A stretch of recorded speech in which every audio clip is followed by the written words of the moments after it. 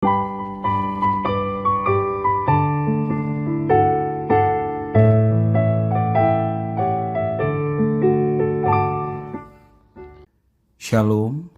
Devosi 2 Tawarik pasal 26. Ayat 1 sampai yang 10 demikian firman Tuhan. Segenap bangsa Yehuda mengambil Uzia yang masih berumur 16 tahun dan menobatkan dia menjadi raja menggantikan ayahnya Amazia. Ia memperkuat Elot dan mengembalikannya kepada Yehuda. Sesudah raja mendapat perhentian bersama-sama dengan nenek moyangnya. Uzia berumur 16 tahun pada waktu ia menjadi raja dan 52 tahun lamanya ia memerintah di Yerusalem. Nama ibunya ialah Yekolya dari Yerusalem. Ia melakukan apa yang benar di mata Tuhan, tepat seperti yang dilakukan Amazia ayahnya. Ia mencari Allah selama hidup Zakaria yang mengajarnya supaya takut akan Allah. Dan selama ia mencari Tuhan, Allah membuat segala usahanya berhasil. Maka majulah ia berperang melawan orang-orang Filistin dan membongkar tembok Gad, Yabne, dan Asdod, lalu mendirikan kota-kota di sekitar Asdod dan di lain-lain wilayah orang Filistin. Allah menolongnya terhadap orang Filistin dan terhadap orang Arab yang tinggal di Gur Baal dan terhadap orang Meunim. Orang-orang Amon membayar upeti kepada Uzia, namanya termasyur sampai ke Mesir, karena kekuatannya yang besar. Uzia mendirikan menara di Yerusalem, di atas pintu gerbang sudut, di atas pintu gerbang lebak, dan di atas penjuru, serta mengokohkannya.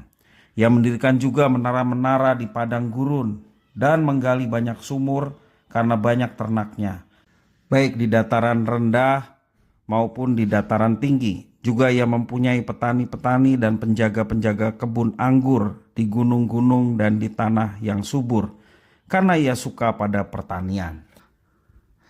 Uzia mengawali tampuk pemerintahannya pada usia yang masih sangat muda dan meraih kesuksesan yang luar biasa selama puluhan tahun. Tuhan Allah lah yang membuat segala usaha Uzia itu berhasil. Tentunya karena Uzia melakukan apa yang benar seperti ayahnya dan mencari Tuhan Allah semasa hidup Zakaria yang mengajarnya untuk menghormati Tuhan Allah. Diceritakan bahwa Uzia tidak hanya menang perang, tetapi juga disegani dan dihormati oleh bangsa-bangsa di sekitarnya. Mereka datang kepada Uzia untuk memberikan upeti. Ada banyak pembangunan yang sukses pada zaman Uzia, baik untuk kesejahteraan rakyat maupun untuk keamanan Yehuda pada saat itu. Uzia pun mempunyai tentara dalam jumlah yang sangat besar, yang diperlengkapi dengan berbagai jenis senjata perang. Ia juga membangun pabrik alat-alat perang di Yerusalem. Itu semua menjadikan nama Uzia termasyur. Ia dikenal sebagai raja yang ditolong secara ajaib. Kita perhatikan di dalam ayat yang ke-16 sampai 18 bagaimana perubahan terjadi dalam hidup Uzia. Ayat 16, setelah ia menjadi kuat, ia menjadi tinggi hati sehingga ia melakukan hal yang merusak. Ia berubah setia kepada Tuhan Allahnya dan memasuki bait Tuhan untuk membakar ukupan di atas mezbah pembakaran ukupan. Tetapi Imam Azaria mengikutinya dari belakang bersama-sama 80 imam Tuhan, orang-orang yang tegas. Mereka berdiri di depan Raja Uzia dan berkata kepadanya, "Hei Uzia, engkau tidak berhak membakar ukupan kepada Tuhan. Hanyalah imam-imam keturunan Harun yang telah dikuduskan yang berhak membakar ukupan. Keluarlah dari tempat kudus ini, karena engkau telah berubah setia. Engkau tidak akan memperoleh kehormatan dari Tuhan Allah karena hal itu." Itulah yang dilakukan oleh Uzia. Sayang 1000 sayang. Ya, setelah ia menjadi terkenal, menjadi kuat, Uzia berubah menjadi seorang yang tinggi hati. Suatu hari ia masuk ke bait Allah dan membakar ukupan di atas mezbah pembakaran ukupan. Padahal itu hanya boleh dilakukan oleh imam keturunan Harun.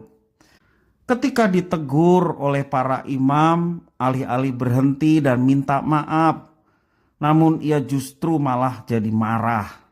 Ia menjadi sangat arogan dan tidak mau mengakui kesalahannya. Akhirnya Tuhan sendiri yang menghukumnya dengan penyakit kusta.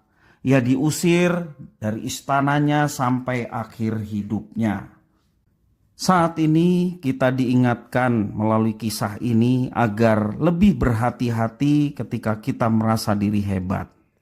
Lebih dari sebatas bangga, perasaan seperti itu akan menyeret kita kepada kesombongan yang akhirnya dapat membuat kita terjatuh.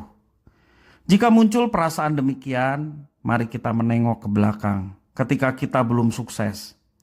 Kita akan menyadari bahwa kesuksesan yang kita raih sungguh-sungguh merupakan anugerah dan pertolongan dari Tuhan. Mari kita terus waspada tak kala muncul perasaan diri hebat dalam hati kita. Akuilah bahwa Tuhan yang terhebat dalam hidup kita. Tuhan Yesus memberkati.